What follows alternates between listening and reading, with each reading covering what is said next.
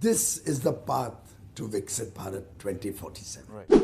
Negotiations is all about being sharp on the uptake, and negotiations is a lot about keeping your cool.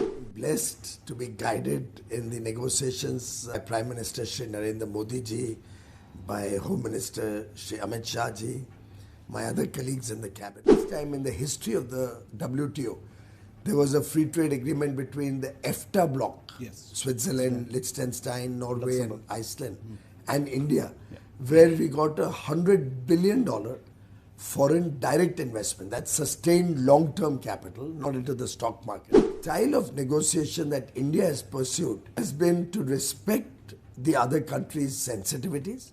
So what we saw yesterday and what we read yesterday was the end of the negotiations. And as journalists, we only get to see the end. Then we analyze it, report it. We don't know the kind of effort that goes into reaching the final negotiation. So can we ask you to just take us behind the scenes and tell us what are negotiations like? Are they acrimonious? Are they very friendly?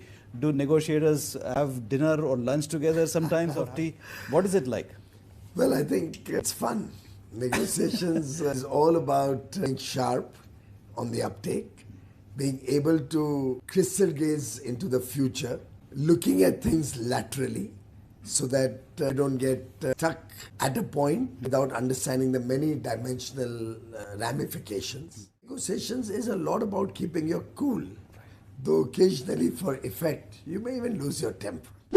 So what were the US negotiators like? You wouldn't have met them personally, but you would have got reports from your... No, I've met every negotiator personally, Really? and we've built a very strong partnership and relationship. See, negotiators have to do their job. Yeah. It's a lot about each one protecting his own interests and looking for the maximum benefit for his country. And we should respect that. Yeah.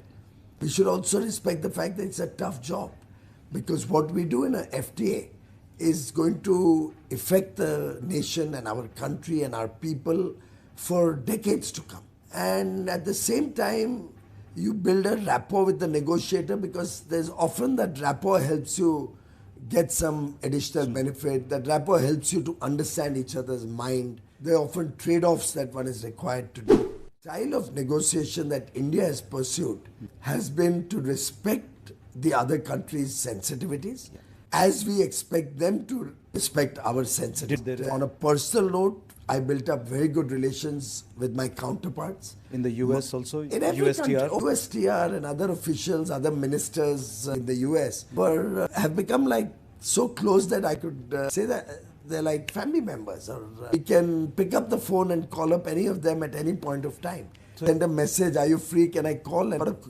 shout back, call anytime, 24 hours. Don't even bother to message me. So that's the kind of rapport we build up at ministerial level, at operating negotiating team level. And the best part is, in all of these negotiations, Honorable Prime Minister's relation with his counterpart, with the leader of that country or that bloc of countries, That matters, were yeah. fabulous, were just absolutely outstanding. I can tell you, the European Union, for instance, 27 nation bloc. It's not easy to get 27 nations on the same page. For us also, we had to carefully assess the impact of every decision in the lens of 27 nations' economies. But I dare say this is one agreement that each and every one of those 27 nations has welcomed. Right. The India-EU FTA is one agreement that has not seen any negativity across Europe, while on the other hand, an agreement they did in 2019 is still struggling to get done with.